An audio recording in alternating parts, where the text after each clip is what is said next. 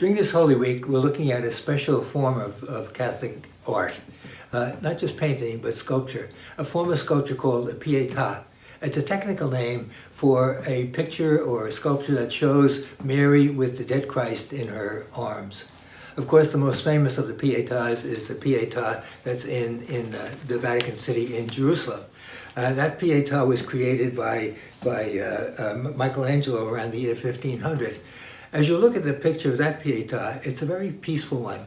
Mary is youthful, she looks beautiful, of course she's sad, but there's a kind of serenity about her. She's the Queen of Heaven, and in her lap, almost like a child, is the dead body of Christ, but it's a relaxed body. It's almost simply at rest.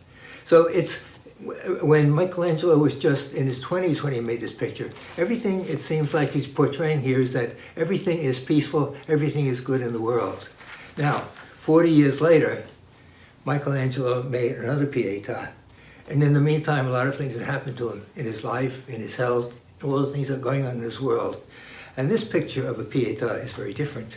You see that Mary Magdalene and Mary, the mother of Jesus, barely are able to hold up the body of Christ, it's so heavy.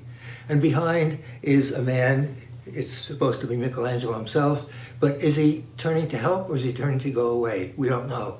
But it shows that in his life, Michelangelo now sees something very different about the death of Christ. It's not that easy thing, the beautiful thing that he saw when he was a young man. And the final Pieta that Michelangelo portrayed was the last 6 years before he died. He died, he's almost 90, and he portrayed this picture of the Pieta. On this one, of course, it's not even finished. He didn't know how to finish it. You notice the faces, you can't see the faces. And this one, it's very clear, the great burden that the dead body of Christ is to Mary. So what do we look at as we see pain and suffering in the Christ and Mary?